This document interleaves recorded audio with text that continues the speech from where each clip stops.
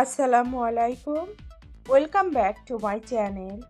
কোয়েল পাখি বিদেশে তো বটেই, পাশাপাশি আমাদের দেশের খাবার টেবিলেও কিন্তু এখন ভীষণ জনপ্রিয়। আজকে আমি একদম দেশীয় স্টাইলে কোয়েল পাখি নারিকেল দিয়ে রান্না করে দেখাচ্ছি। রান্নার শুরুতে আমি কোয়েল পাখি প্রিপেয়ার করে নেব। আমি এখানে 5টা কোয়েল পাখি নিয়েছি। পাখি কিন্তু খুব ভালো করে পরিষ্কার না করলে একটা আষ্টে গন্ধ থেকে যায়, যার কারণে অনেকেই পাখির মাংস অ্যাভয়েড করেন। আমি এমন অনেককেই চিনি যারা আমার পরিচিত, যারা এই আষ্টে গন্ধের জন্য কিন্তু পাখির মাংস খান না।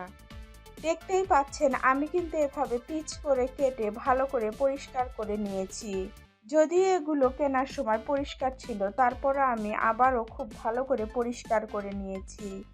এবার পাখির মাংসটাকে রান্নার জন্য প্রিপেয়ার করে নেব। মাংসে আমি স্বাদ অনুযায়ী লবণ দিয়ে দিলাম, সাথেই দিলাম লাল মরিচের গুঁড়া 1 চা চামচ পরিমাণ, আরও দিলাম হলুদ গুঁড়ো সামান্য পরিমাণ। এবার সব কিছুর সাথে পাখির মাংসটাকে ভালো করে মিক্সড করে নিচ্ছি। একটু ভালো করে মাখাতে হবে, কারণ এই ম্যারিনেশনের উপরই ডিপেন্ড করবে পাখিটা খেতে কেমন লাগবে।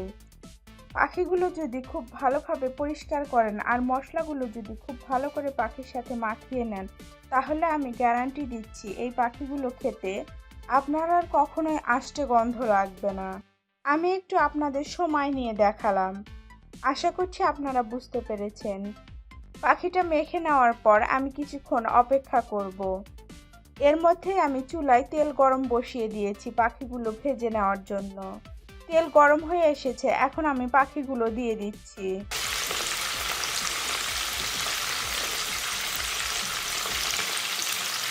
চুলার আঁচটা কিন্তু আমি মিডিয়াম করে দিয়েছি।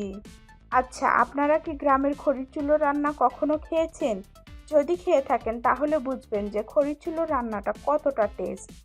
আজকের এই রান্নাটা যদি আপনারা হুবহু ফলো করেন, আমি গ্যারান্টি দিচ্ছি সেই হুবহু টেস্টটা আপনারা পাবেন। আমি এতদিন আপনাদের রান্না করে দেখিয়েছি, কখনো কিন্তু আপনাদের সাথে এমন কথা বলিনি। আজকে বললাম, নিশ্চয়ই কোনো একটা কারণ আছে। পাখিগুলোকে আমি মোট 3 মিনিট ভাজবো। এক পাশ 1.5 মিনিট ভেজে নিয়ে উল্টে দিয়ে আবারও এই পাশটা 1.5 মিনিট ভেজে নিব। পাখিগুলোকে এভাবে ভেজে নেব।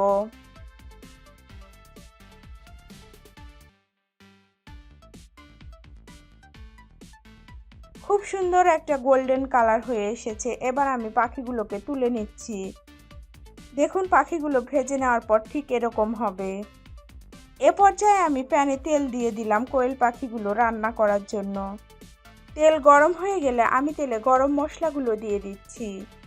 তেলে দিলাম দারুচিনি 3 টুকরো, সাদা এলাচ 3টি,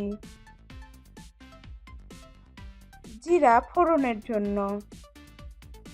গরম মশলাগুলো তেলে দেওয়ার কিছুক্ষণ পরে কিন্তু আমরা একটা সুন্দর ফ্লেভার পাই। একটু ভেজে নিয়ে এতে দিয়ে দিচ্ছি পেঁয়াজ কুচি করে কাটা। একটু নেড়ে দিয়ে ভেজে নিচ্ছি। কিছু সময় পর দিয়ে দিচ্ছি রসুন পেস্ট 1 টেবিল চামচ, সাথে দিচ্ছি আদা পেস্ট 1 টেবিল চামচ। আদা আর রসুনের পেস্ট পেঁয়াজের সাথে মিশিয়ে দিচ্ছি। এ পর্যায়ে দিয়ে দিচ্ছি জিরা পেস্ট 1 টেবিল চামচ। একইভাবে আমি নেড়ে দিচ্ছি। এখন দিয়ে দিচ্ছি রান্নার মূল উপকরণ লবণ স্বাদ মতো।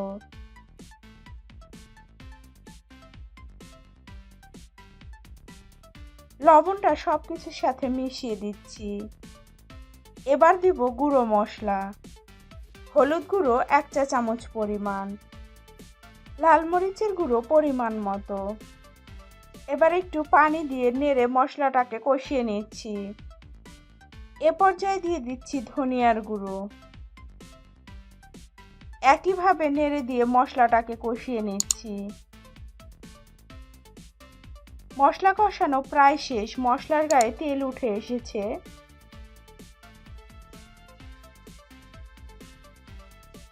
এখন আমি নারিকেল দিয়ে দিচ্ছি। মশলা আর নারিকেল এভাবে ভালোভাবে নেড়ে কষিয়ে নেব। নারিকেল আর মশলা কষাতে কষাতে ঠিক যখন এরকম ভাজা ভাজা হয়ে আসবে তখন আমি পানি দিয়ে দিচ্ছি। এভাবে নেড়ে দিয়ে সবকিছু মিক্সড করে নিচ্ছি। এই পর্যায়ে আমি দিয়ে দিচ্ছি 2টা তেজপাতা। এভাবে নেড়ে দিয়ে ঢেকে দিয়ে আমি মশলাটা কষিয়ে নেব।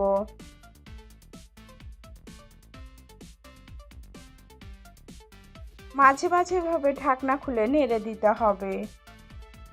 নারিকেলের তরকারিটা একটু বেশি কষাতে হয়, তাই আমি একটু পানি দিয়ে দিচ্ছি ভালোভাবে নারিকেল আর পাখির মাংসগুলো কষাবো বলে। এবার একটু ঢেকে দিয়ে বলক তুলে নিচ্ছি। দেখুন বলক উঠে এসেছে। এখন আমি পাখির মাংসগুলো দিয়ে দিচ্ছি।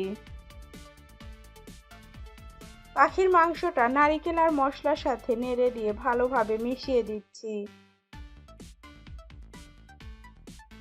এবার ঢেকে দিয়ে রান্না করব।